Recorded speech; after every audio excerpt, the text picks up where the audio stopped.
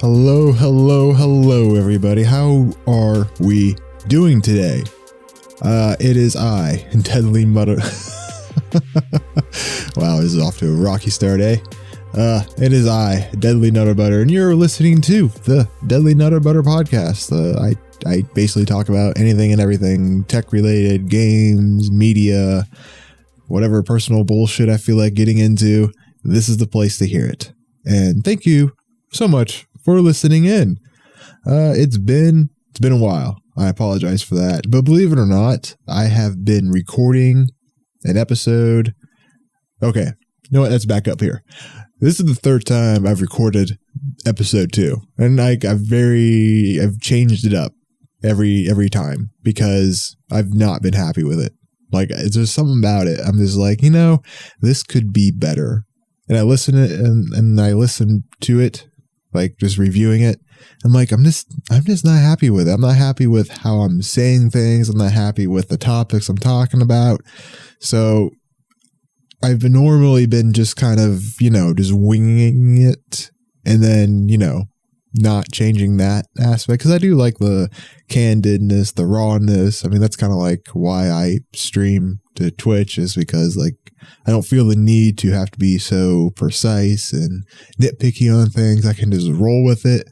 So I kind of want to keep that aspect, but now I'm kind of going with something else, something like a loose outline where I can at least have my mind set on some actual topics to talk about. And like the last 2 episodes, they weren't like complete bullshit. They weren't like just me rambling aimlessly. They had some topics to it, and some topics I will probably get back into.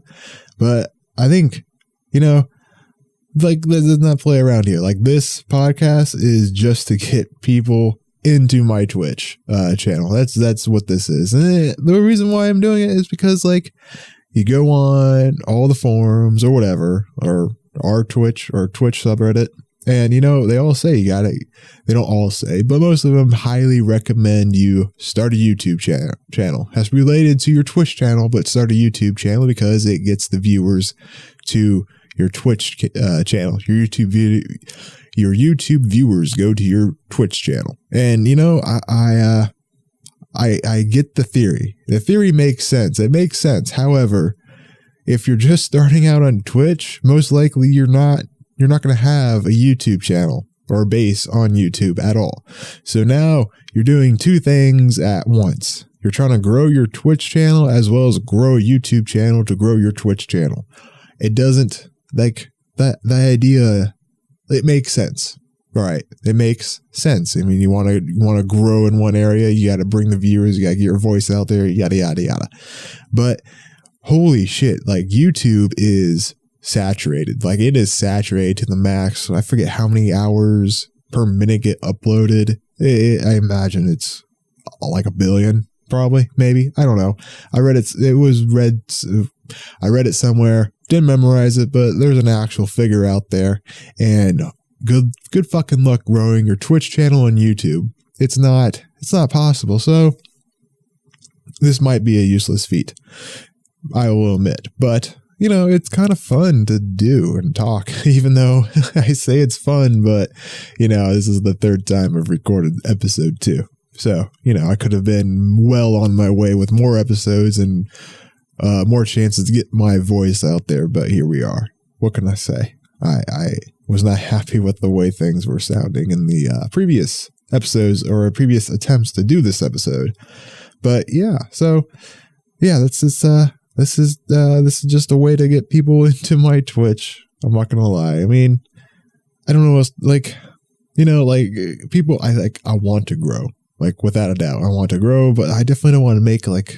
I don't feel like I want to make like a living off of Twitch. That seems like a dangerous avenue, to be honest, because like you're so reliant on viewership. Like, you're so reliant. And like right now, I've experienced viewers that were there and now are no longer there, or kind of come in every now and then. There's no, and like, don't get me wrong, they don't have to be watching me. They don't have to do anything. Like, whatever. I don't care. But it's just like, if I was like that, if I made the switch to full time, if I had the viewers to switch to full time, it becomes a lot more stressful to retain those viewers. Like right now, it kind of hurts. And I don't like, it's weird because like you don't want to take it personally, but it's kind of hard to, because you like in the back of my mind, like, did I say something? Did I do something? Is my stream now kind of boring? But you know, it's kind of like you got to let that go. I got to tell myself just to let it go. People got to do what people got to do. And you know, they found someone else. Completely fine. There's a lot of better Twitch streamers out there, without a doubt. But you know, it's still kind of a thing where you like, you know, you kind of want to grow. I mean, it's like finding a hobby or having a hobby of any kind. You want people to notice that hobby. I mean, like photography, for example, even though it's what I do for a living, photography. People post their photos on Facebook and on Instagram for likes. And when people like it, people feel good because they've been noticed. And I feel like Twitch is kind of like that for me. I don't care if people follow or if people, I want people to follow, but I also want people to stay in my chat. But you know, it's nice seeing viewers or a viewer pop in, hang out for a minute or two, and then leave. At least I was recognized in some capacity, in some way. And that's kind of why I have my name as a Deadly Nutter Butter. It's a stupid name. But, you know, every time I like follow someone I like on Twitch, like they laugh. Most of them laugh. It depends if they have a notification on or not. But if the ones that do have a notification, they laugh. They like, oh, you Deadly Nutter. But like, it's a fun name. Like that's all I really want. I want to entertain and make someone laugh, even if it's just by my name. They don't have to communicate with me. I don't have to communicate with them. They can just watch my stream and maybe I made them laugh. Maybe not. I don't know. Maybe they're entertained in some capacity, at least. But, you know, yeah, I don't know where I was going with this one. Wait, yes, I do. No, I don't. Okay. So, yeah. And now we're back to, people giving advice on how to grow on Twitch. It just, like, some of the advice, it makes sense. But, like, I don't get it. I tried doing some of the things people say that relate to the type of games that I play. And so far, it has not been working out the greatest. Like, I found some people to play Destiny 2 with, but things just never worked out. I don't know if it's like a time schedule. I reach out to them. They kind of reach back out to me. But there's no like, yeah, absolutely. Let's go into this raid together or strike together. There's no like planned meet. There's nothing. But, you know, I mean, I can't control what people do. I can only give out the line and hopefully someone will take the bait, if you will.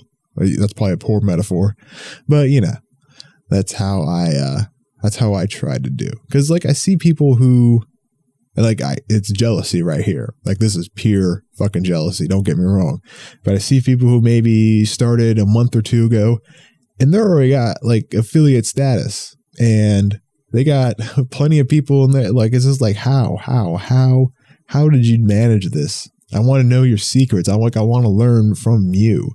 But they play much different games than what I play. Like one streamer, they stream Apex, and you know, like maybe viewers are more to come by in Apex or Fortnite, because I mean, there's a lot of viewers in those, and there was like a lot of viewers in Destiny and Borderlands. But the difference between those two is I feel like the viewers in, maybe it's just all around Twitch, because I don't play Apex or Fortnite or anything like that. I just don't enjoy them. But maybe like the viewers in Destiny and Borderlands stick with a certain streamer. Like I feel like there's like the top 3 streamers in Destiny and in Borderlands, and people just kind of stick with them. Like they don't really venture out or see what else is going on. They just don't. And like, again, can't control people. Like it comes off as bitter jealousy, and it might, admittedly. But at the same time, it's like, can't really do anything about it. And I always like wondered, do people go to the bigger streamers out there, the partners, because they're actually good, or is it like a popularity thing? Like, you go there because that's where the people are, not because that's where the good streamer is. And I'm not saying that I am better than some of the top partnered streamers who play Destiny. Not saying that at all. They are probably way better than me. But I do wonder if, like, viewers who have not followed anybody on Twitch or anything, who are brand new to the platform as a viewer, go and subscribe or follow these elite streamers, if you will, because they see the number of people who are watching them and just go. Like, it's like a natural thing. You just follow the herd. And, like, not to like bring up like, oh, they're sheeple or whatever, but it just, to me, I think that might be why some of these big streamers are still kind of big, is because, like, people might just go there, follow, subscribe, hang out, maybe not be active in chat, but, you know, they show support by viewing them. Not necessarily because they're good, but not necessarily because they like them, but just because that's where everyone else is. Like, I feel like that happens a lot in real life. Like, obviously Twitch is real life, but a lot in like real life scenarios. Like, people will just gravitate to what's popular all the time. And, you know, like, it happens. Like, do people do, like, okay, an example, iPhone, Apple, like, I have opinions about Apple here, but, like, do people really have a better experience using an iPhone over like a Google Pixel? Or do they think that the iPhone is somehow better than the Google Pixel because of reasons? Like, do they have reasons, or they just go to it because it's popular? You know what I'm saying? Like, this could be applied to a lot of things, like Canon and Nikon. People for a while always said Canon was better. Always. And it wasn't because they were actually better. Oh, okay. Let's back up. They were better. They were better years ago when autofocus was becoming a thing, because Canon got into the technology early on and at the time made it work really well. Now, obviously, by today's standards, it's pretty fucking dog shit, but they made it work really well. And so a lot of photographers flocked to Canon because Canon was the best at the time. But, you know, like, they weren't like the best by huge margins. They just had, you know, the autofocus technology. And then Nikon eventually caught up and made very similar technology that was just as competitive. Just they were able to compete with Canon, is what I'm trying to say. See, this is part of the reason why I didn't like the last two episodes. I would stumble over my words and it would be just awful. Anyways, Nikon came up with an autofocus system that worked just as well as Canon's, but people still kind of flocked to Canon because they were known as the best. And it's kind of a bad analogy because with Canon and with photography, you buy into lenses. I mean, you're buying $2,000 to $3,000 in a lens. So obviously people who buy a $2,000 lens in Canon are going to stick to Canon bodies because they can put that $2,000 lens on a Canon body. Same thing with Nikon, but you know, but like right now, people have been leaving Nikon and Canon for Sony because they're making some pretty hot shit with the mirrorless systems that I really like. However, I've been sticking with Nikon. If you don't know, like, I use Nikon. I haven't switched to Sony yet, and I probably won't because Nikon's mirrorless cameras are pretty good. I like them a lot. But yeah, so like, you know, like, I don't think that, you know, trying to think of my words here.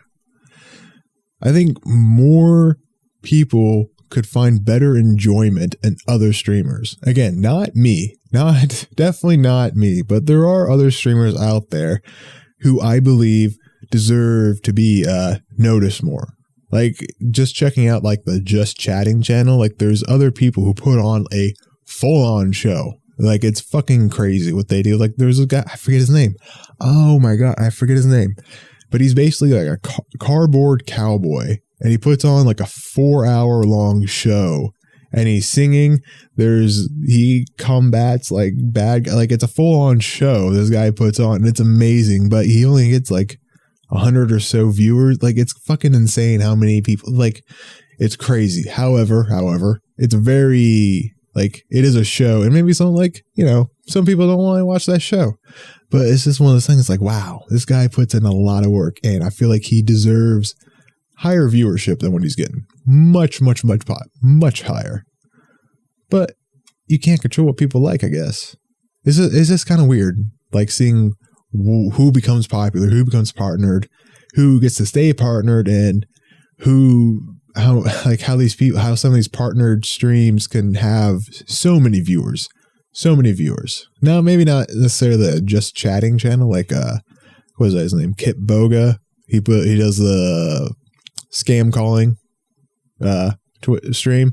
Fantastic stream. I loved it for a while. However, I did get a little burnt out by it after a bit, because it's kind of like the same formula over and over and over.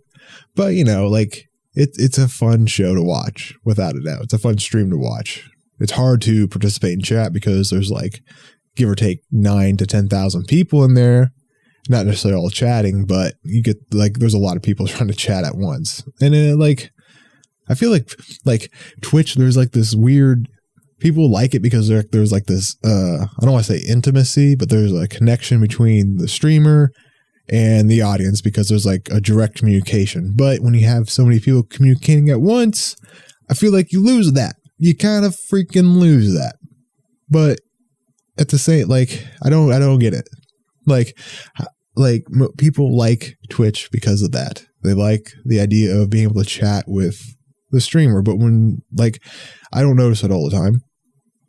And without a doubt, the streamer, whoever it is, tries to communicate with the chat, but like, when it's going so fast, it's hard to like communicate every time. So, you know, there's the people who donate and get noticed, and the streamer recognizes them by giving them a thanks or shout out or whatever, or just talks to them directly, however that works. But like, when, like, I guess we'll stick with Kit Boga here. He'll go on for like 40-ish minutes without really talking to chat, not a whole lot. And there's no, like, you can donate to him, but he's not going to recognize you until after he's done with the call. It's kind of weird. Like, I feel like it would just be as good if it was a YouTube channel, if he did a YouTube channel. I'm not saying he should or anything, but I'm just saying, like, the entertainment value would be the same for me because there's so many people in his chat chatting at one time. That's all I'm saying. But like, even Twitch now, like, he is not, it's probably a poor segue because what I'm about to say does not apply to him. But I feel like Twitch right now is bottoming out in like content. I know you might be saying like, oh, there's lots of content, but is there though? Like, is there? There's not a whole lot. Like, the only person that I can think of that, well, okay, Kit Boga and Dr. Disrespect here, they both put on a show and put out actual content. But most of the time, it's just, I don't know. It's just like the person's there playing the game, saying, hey, what's going on? But they don't do anything else outside of that. They play the game, they talk, they react to YouTube channels, they react to live stream fail or whatever. And that's what they do. But I don't feel like that's actual content creation. Maybe I think I'm jealousy again. Maybe I'm back onto that. Maybe I'm jealous of how they get, how they can be who they are and get the result that they get. Maybe I'm just jealous of that. But like, there's this, like, you know, you see all this advice going back to Twitch subreddit here. Create a YouTube channel, create content outside of Twitch. Fine, whatever, cool. Sounds great. Like the theory. You go to the bigger streamers, not the biggest, this is the bigger ones, the ones that are partnered, but maybe not, you know, like the 20,000, 15,000 plus viewership audience. But you look at the ones that are partnered with a couple hundred viewers at one time, and they don't really have like a YouTube channel or anything. They just stream on Twitch. It doesn't like, and like, maybe I should like, I'm not going to say all of them, because obviously some of them do, without a doubt. Some of them do. But when you look at, they don't have anything outside of Twitch at all. And maybe I should look into it more because like, I don't look up every Twitch streamer I come upon to see if they're also doing something outside of Twitch. Not all the time, but sometimes I do, and I don't find anything. Like, all they do is stream on Twitch, and they're fucking partnered. Like, the advice doesn't make sense sometimes. Not saying that it does, but sometimes. And that was the sound of my chicken beeping at me. Yes, I am cooking chicken all the time. So I'm going to go check on that, and I will be right back. Okay, back from taking the chicken out of the oven, back to what I was saying about the advice, the wonderful advice. This is the great one. This is another piece of advice that I love hearing over and over and over and over and over. It is the idea of playing smaller games. And again, the theory, it makes sense, because I tried it with Fallout 4. And okay, it is a AAA game without a doubt, but there's been many years since that game came out. So, I thought it was small enough. I'll go check it out, stream it. And it was fun, but it's not the games I really enjoy. Like, I had fun playing with it without a doubt. And I did get some people to follow me, but like, I feel like it's wrong in a weird way. Like, there's people who watch a streamer because of them. Like, they watch for the broadcaster and what they have to say. And then there's people who watch for the game. And like, I maybe retained one person. He always comes in and says hi. He's great. He's fantastic. Love him. He actually keeps me motivated to keep doing what I'm doing, because I don't know, it's like a light of hope. He is my ray of hope that there will be more people who see me like he sees me, basically. But I did gain a couple other followers by playing Fallout and by playing The Witcher. And then when I switched to Borderlands and Destiny, the games that I really like to play and stream and talk about, they didn't come. They didn't follow. They didn't come back after that. So, it's just kind of like, what are you going to do? Like, and like, that's why I think it's kind of wrong, because you want the viewers, but you don't want to lie to them and be like, this is what I play. I'm definitely not baiting you to follow me and hopefully take you along to a different game. And that's what I did. And like, I felt bad about it, sort of, but like, how many, like, I enjoyed Fallout. I enjoyed The Witcher 3, but after so long, it got kind of like boring to play. I don't know what to say. Like, Witcher 3 had a fun story and everything, but I felt like a grind getting through it. I was like, maybe I'm pretty close to getting it done, so I could definitely go back and actually finish it. But like with Destiny and Borderlands, like, damn, it's so much more fun to play those and talk about them and stream, like, everything about it. I enjoy streaming those games more than streaming The Witcher 3 and Fallout 4. I enjoyed streaming, yes, Borderlands 3 and Destiny 2. And like, I'm not going to say I had an awful time streaming those other two games, but I definitely find myself really enjoying enjoying myself more streaming Destiny 2 and Borderlands 3, because I go back and watch not all the video, the VOD or whatever it's called, video on demand.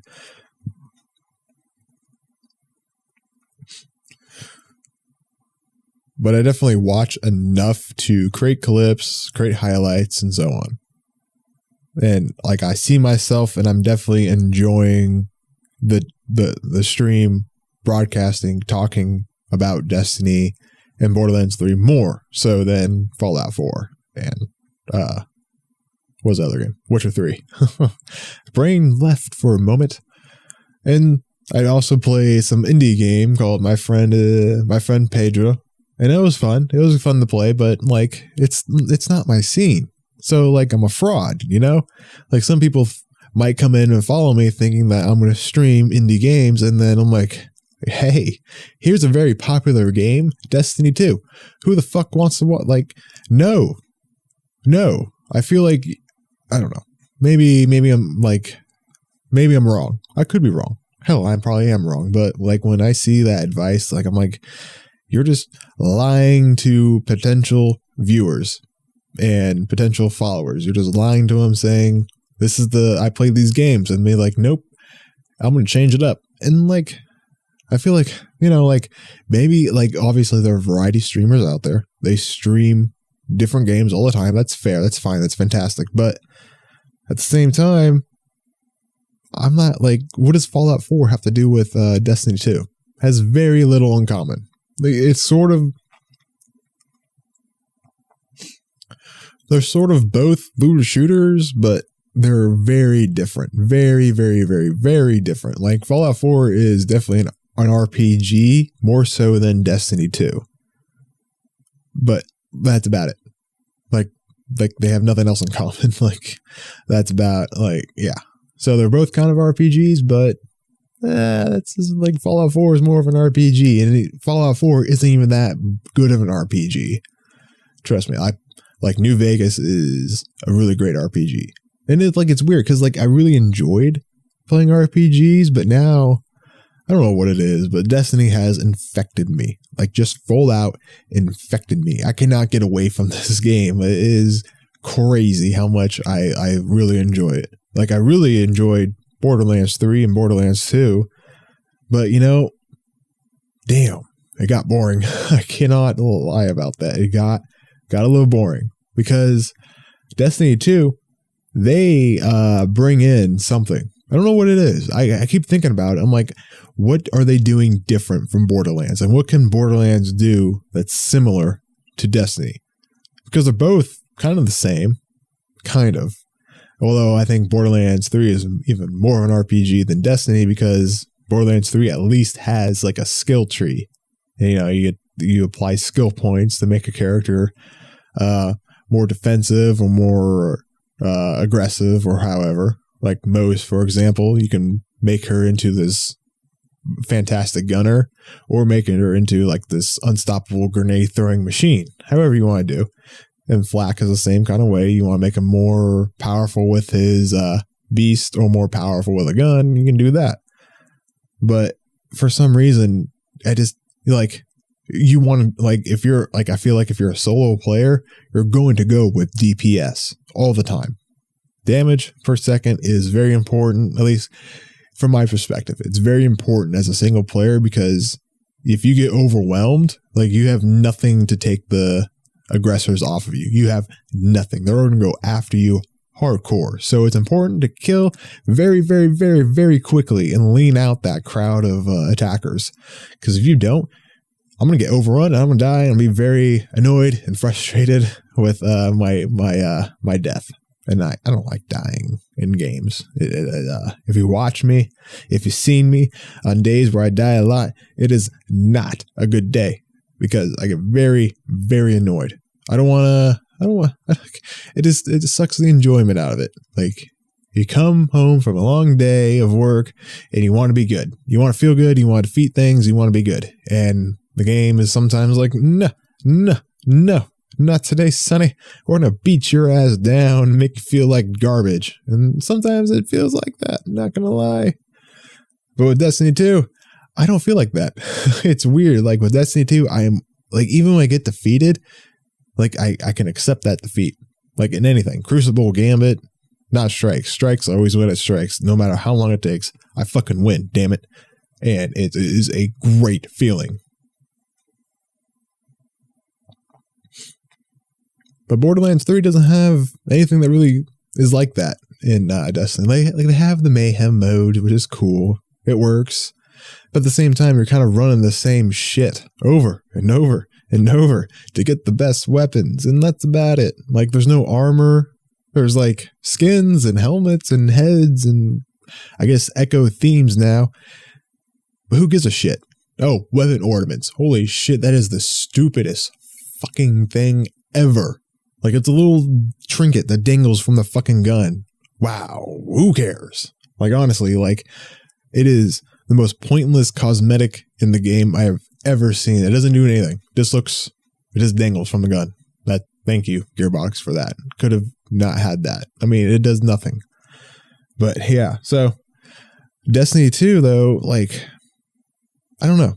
They have the cosmetic shit, which, whatever. I don't care for it. But at the same time, like, I feel like it has a place because certain cosmetics only apply to certain, like, armor or weapons. But at the same time, like, I don't care for it in Destiny 2 either. But Destiny 2, they just got something working for them. I don't know what it is. Maybe it's just like, the only thing I can think of is the fact that in Borderlands 3, the grind to get shit feels like a grind. Like, holy shit, it's not fun at times. It's just not fun. Like, to get the best artifact, you have to keep killing the same boss. You don't kill him, reload the save. You don't kill him, reload the save. You don't kill him, or you kill him and don't get it, reload the save. You kill him, don't get it, reload the save. And it just becomes kind of boring. Like, it's just boring to watch. Like, I'm not saying it is boring, but holy, I feel bored. And if I feel bored, then I feel like the viewer is going to, like, notice that I'm bored and is not going to want to stay. And I've tried doing the farming thing, and, like, it's cool. It's cool, I guess, because it's nice seeing the gun, but, like, at the same time, you're doing, I don't know. It's like the insanity thing. You know, the bigger streamers who play Borderlands 3, who do the farming, they have an active chat. They got a big following, but then, like, after, like, the top 3 or 4 of those streamers, like, the viewership drops hardcore. So in that instance, it's like the viewers are definitely there for the streamer. They're not there for the game. They're there to hang out with that streamer. And I feel like unless you have, like, a personality that's better than theirs, or a new personality that adds something more to the game, or something, like, there's no avenue to success in Borderlands 3 or Destiny. Even though I stream Destiny 3 a lot, like, on Destiny 3, even though I stream Destiny 2 a lot, I still feel like, you know, like, I could grow somehow in this area. But, you know, I don't know. It's weird. Like, Twitch is a weird thing that I'm still trying to figure out. Then, like, I definitely want to come across as genuine as possible. Definitely don't want to trick viewers or people. I keep saying viewers. I don't want to trick people and lie to people and give off an image that I'm going to stream games like Fallout because I want to trick them into staying. It just doesn't feel right. I don't know. Maybe I'm talking out my ass here, but yeah. But then again, I have seen other streamers who, you know, like they have a main game and then they've slowly but surely, I don't want to say abandoned it. They go back to it every now and then, but they definitely go to different games and they still retain a strong viewership. I don't know. Maybe it is me. Maybe it is my personality that I need to change. I don't know. I think I have a fine personality. But, I don't know. What else should we talk about? I did see, okay, we're definitely switching topics because we've been on this for quite some time now and we need to change it up, by golly. And I found the stupidest story recommended to me by Google because I use Google News. Anyways, stupid story. It was, I forget the company. It doesn't matter who the company was. They were testing Red Dead Redemption 2 8K, if it's playable at 8K. Who the fuck is asking to play Red Dead Redemption 2 in 8K, and why? Why would someone want to see that? Or even read about? Like, it doesn't make sense. Like, 8K is such a long ways away here. Like, it's a long ways away. We are just now getting into, like, 4K, and even games now, the like AAA titles that are coming out today, like Borderlands 3, for example, have a hard time playing at 4K at 60 frames a second on some systems. Not all systems can handle it. So only some, like, even the, like, okay, so like the the article for Red Dead Redemption 2 in 8K. They were running a Intel 9900 KS with a Titan RTX Titan card, top tier equipment, and they were struggling with it. No shit. No shit. There are 8K displays out there, but oh my god, you need 2 HDMI cords just to power the motherfucker. Like, no one's playing any games in 8K. Why would you waste time doing this? I don't understand it. And like, obviously I read it, but you know, I guess my curiosity got the best of me. I read it and like, they said it was choppy. It's like, no shit. It was choppy. Do you not understand what you're trying to do? You're killing your computer. Not really, but basically computer be like, holy shit, look at all this fucking data I have to now process at 60 frames or attempt to at 60 frames a second. Not going to happen. Not going to happen ever. Well, okay. I spoke too soon on that. It will happen eventually, but not anytime soon. Like shit. We finally get 144 hertz 4K monitors, but most people can't run those games. Most people cannot run games at that level. Not yet. I mean, shit, we just finally got into 1440p at 144 hertz, and that's what I'm running right now, and it's beautiful. Beautiful. I say I don't want to, I feel no need to upgrade to 4K, but when the time comes and when I can, I will definitely upgrade to 4K 144 hertz monitor at 4K 144 frames a second, because like, damn, that's a beautiful image. But then again, like, I love my 1440p monitor. It's beautiful. It's fantastic. I love it. It's much better than the 60 hertz 4K monitor I have, that I still have, but I use a secondary monitor. It's also good, but it's just as a good secondary monitor now. Like, I definitely don't miss those pixels. Definitely don't notice a difference, at least when looking at it side by side. Like, my 1440p monitor looks crisper, but you know, whatever. That's all good. But yeah, so 8K. Then like the same people also did what was it? Borderlands 3 in 8K. Okay, buddy retard. Listen here. Not working, obviously. I mean, shit, my computer is not top tier. Like, it's not running the 9900K S or anything. It's running a Ryzen 9 3900X with a 2080 graphics card. And even computers with a 2080 Ti and 9900K having a hard time running at 4K at 60 frames a second. Having a hard time.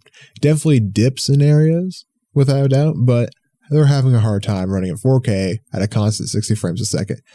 However, at 1080p with my computer on high graphics settings, I can run at 80 average. 80 average, which is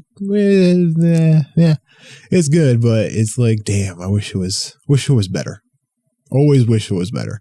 I've tried running it at 2K, and it does run at 2K at 60 frames a second, but it's just like, I'd rather have the higher frames because my monitor can handle it, kind of deal. So, you know, why not?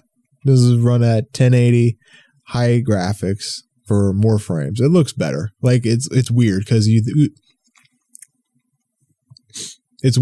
would think that the higher graphics settings would make it look better, but it just doesn't run like, it runs smooth because, you know, 60 frames is like the bare minimum for smooth like gameplay. But with those extra frames in it, it looks even better because my monitor could handle the extra frames. So I go with that. It just looks so much smoother and not as choppy.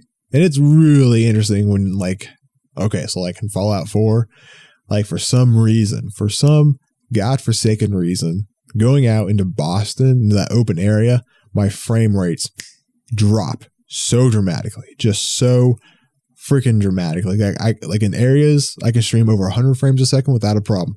I go out into Boston, I'm dipping into 50 frames a second. It is ridiculous, like super ridiculous. and it looks choppy. Like, it's amazing. It's super amazing how, like, you go from 60 to 50 and it's a noticeable difference. Like, it is a noticeable difference. Like, sometimes when I'm playing a game, I can go from, well, maybe not in this setup I have now, but my previous setup, I would dip from like 100 frames to 90 frames. And there'll be a little bit of difference I could see, but not a huge difference. But from 60 to 50, holy shit, like night and day. It's like, no, thank you. Don't want to dip into 50 frames a second ever again. Because it is seriously choppy. And I've never really figured out what it was. Like, I looked it up, and there wasn't really like, there was always like these little tricks here and there to try to make it better, but it just never really got better. Like, some people said you got to turn off this graphics setting and it'll run so much better. And no, it never actually did. I did get some more frames, but still, when you have that big of a drop off from like 100 plus frames a second to 60, it's big oof. That's a set right there. Big oof. So I did talk about this in the 3 other episodes that I didn't like. And now I'm going to talk about it now again because, gosh darn it, I love it so much. But okay, so as I said earlier, my previous system that I no longer run was a Threadripper 1950X. Super good system. Loved it. However, not the best when it comes to gaming. With gaming and streaming, it worked out really well. But with gaming, it just left a lot to be desired. Now, admittedly, I did not get it to begin with to stream or game with. This is just a newfound hobby that I've super enjoyed doing a lot. But originally I got it because I edit a lot of video for freelance, and I also do a lot of photography and freelance. So I got it to speed up my render times and get it out the door quicker. And it worked out really well. However, when I started doing streaming and gaming, it was like, this is not the play anymore. So I eventually upgraded, or maybe, it's kind of hard to say. Did I downgrade or upgrade? It depends how you look at it. Most people probably see it as a downgrade because I went from a high-end desktop chip to a just regular desktop chip. And even regular desktop chips are fucking crazy, like ridiculous. Like, I went to a 3900X, and it's not on the same level as Threadripper platform. Like, with I had like the 1950X was like the entry level for Threadripper, even though they had a 1920 and 1900X. I believe 1900 was 8 cores and the 1920 was 12 cores. And why? I guess at the time, probably at the time when they released Threadripper, like the first generation, 12 cores, you could probably only, I don't really know. I don't even know why they do that or why people would want to buy into that platform. Anyways, because they probably wouldn't notice noticeable gains in those two processors. But yeah, so got the 1950X to process, to encode and decode and video, and it worked out amazingly. It was awesome. It was beautiful. But, I wanted to game every now and then. And now it's kind of turned into a huge hobby of mine, and it sucked. Like, let's be honest. It was not a good experience. It was an okay experience, but not the best. Like the biggest difference was in Destiny 2. Because I stream it a lot and play it a lot. But in Destiny 2, I would get, maybe 120 frames in certain areas, and then it'll dip down to 90. Then that was it was okay. Like, at least it didn't dip to 60 or below like Fallout. But, it's just like, I feel like I wanted more. Like, I wanted a better experience. And streaming at the same time as gaming was not a problem for that chip. It was great at it. It was fantastic. But, could it have been a better gaming experience for the same quality and performance as streaming it at the same time? The answer was yes. Yes, it was. And so did a lot of research, and 3900X, fantastic performer. Best in comparison to all the other ones. Now, obviously, then 3950X is probably going to be a lot better. Actually, it is a lot better, but you know, like I didn't find myself wanting the render times to be quicker when actually doing freelance video. Like I wasn't sitting there waiting for it to freaking finish rendering. Like it wasn't anything like I was impatient by. So comparing the performance of the 3900X, the 50 or 1950X, about the same render times, honestly. About the same render times. I think the 3900X is a little bit faster, but you know, that's not too bad.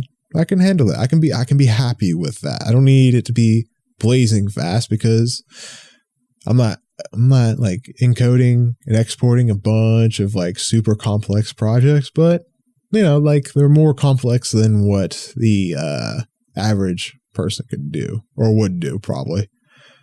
So when I upgraded it, notice I wouldn't say big difference. Well, big difference in gaming, huge difference in gaming, but same exact streaming performance. So that was good. I was happy with that. And I noticed a slight improvement in encoding video and also exporting photos.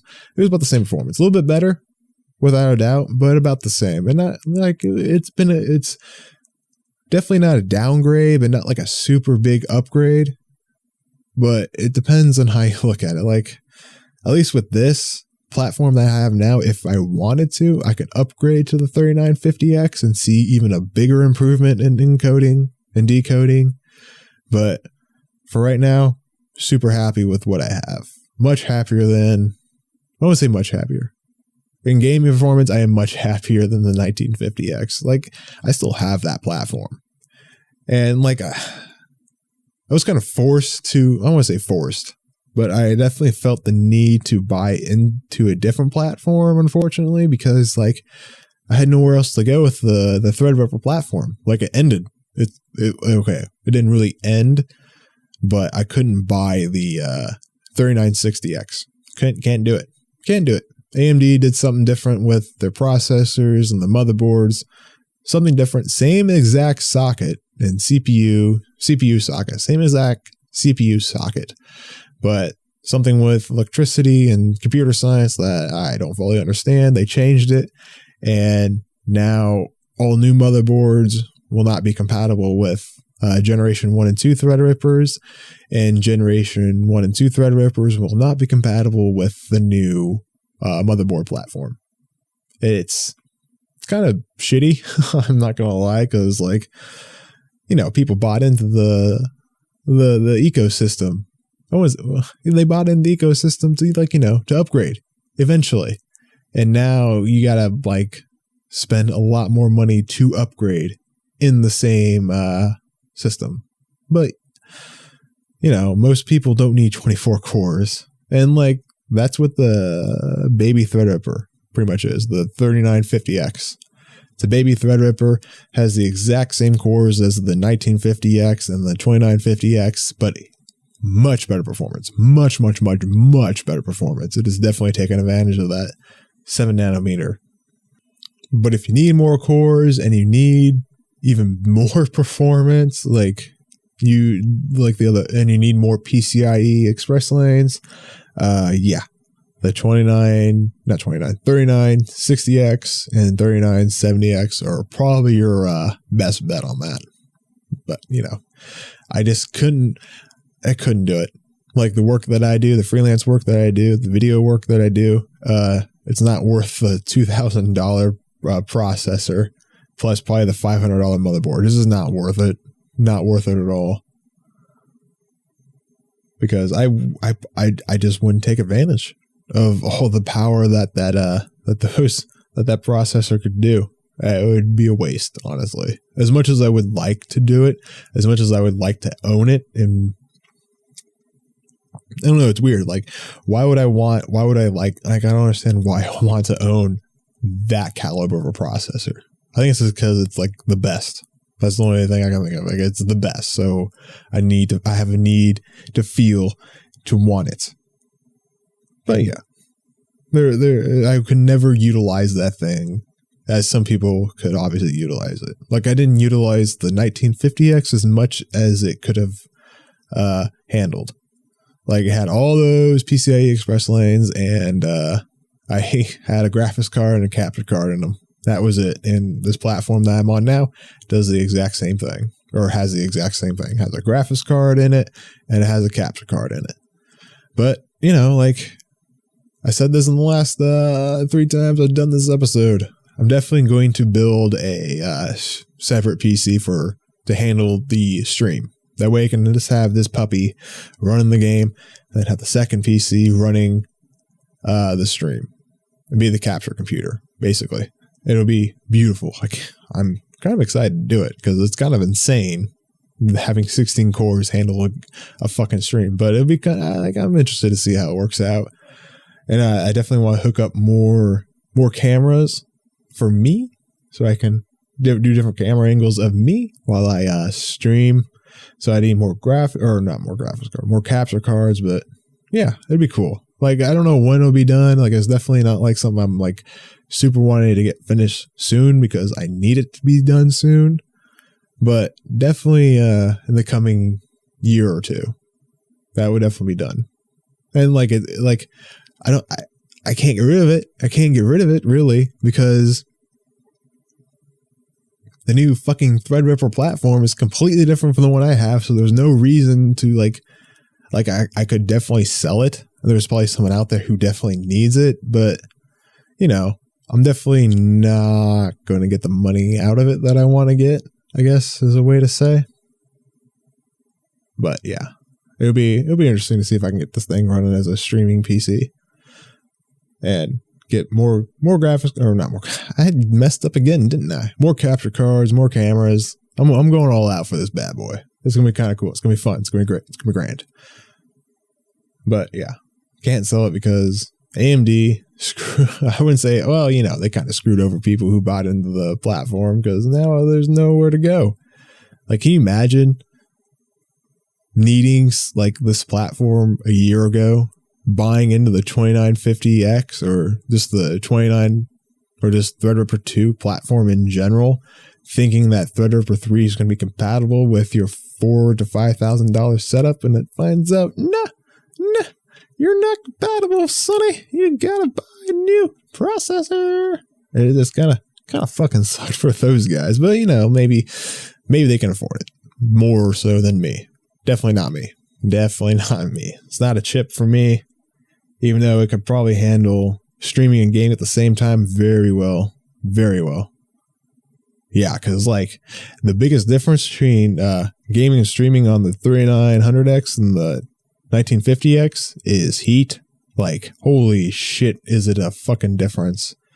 Like that 1950X, I don't know if I think it's just like the bigger heat spreader, the IHS. Yeah, that's what it was. Isn't it IHS? Doesn't matter. The heat spreader on it was a lot bigger, so it was able to distribute heat more effectively than the little 3900X, because it's a big difference in temperature. Like, after I get done streaming on the 1950X, it would be maybe 50 degrees, 55 degrees, maybe a little less than that, depending on room temperature. But with this 3900X, man, oh man, it gets toasty. It gets up to 60 degrees Celsius. And, you know, like it makes sense. Like, I looked up other people, and they're kind of having the same thing, which is fine. Like, I am running air cool, and it is cold in my apartment, so it might get worse in the summer, but who knows? But it makes sense because you have 12 cores packed in itty bitty space. And while you had 16 cores, more cores than the 1950X, but they were spread out much more and had a better integrated heat spreader. I wouldn't say it was better. It was just bigger, which distributed heat better. And that's kind of why I feel the need to move to a water cooler in the summer, because I feel like my fans are going to be working super hard just to cool this bad boy down. So water cooler is definitely in the horizon here for my 3900X. As good of a chip it is, it definitely gets hot. I When I'm not streaming, I definitely game in 2K, and it definitely spits out the frames for it. It's fantastic at 14. Oh my God. It's beautiful. However, it does get toasty. And like when I'm streaming, like it's about the same temperature wise, but it gets up to about 65 degrees Celsius, the hottest I've seen it. And it didn't hold there. It just spiked up to there for a couple of seconds, and it settled back down to 60 degrees Celsius. So, like whatever. But yeah, would definitely like to see cooler temperatures. And like the noise on it, like I use a Shure microphone, and it does a great job at not picking up any noise outside of my voice because it's so close to me. So it doesn't really pick up the computer fans, but it does get noisy. Like it does get the fans ramping up. It does get feeling like a turbine, like a jet turbine just running up and going. But yeah. No, that's about an hour in right now. And I like to keep these things about an hour long. Just me talking tech and bullshit. Hope you all enjoyed it, even though I spent like 30 minutes kind of complaining about Twitch advice. But whatever. I felt like it was on my mind. I wanted to talk about it because, maybe some people out there feel the same, and they might feel ungrateful or whatever. But, it needs to be said, I feel like I needed to say it because that's how I feel. Like, I don't know what to say. I don't know how to end these things. These things are always weird to end. So I hope you all enjoyed my voice talking to you. Me talking to you, not my voice. Hope you all enjoyed listening to my voice and found what I had to say maybe interesting, maybe insightful, maybe just entertaining. Fuck if I know. I don't even know. No one watches or listens to me yet. Not quite yet. Who knows? Again, this is obvious bait to get you to come to my stream. So if you're still listening, check me out right now. I am live currently at twitch.tv/deadlynutterbutter. Check me out. Validate my existence. I will see you all there. Thank you all so much for listening. Toodaloo.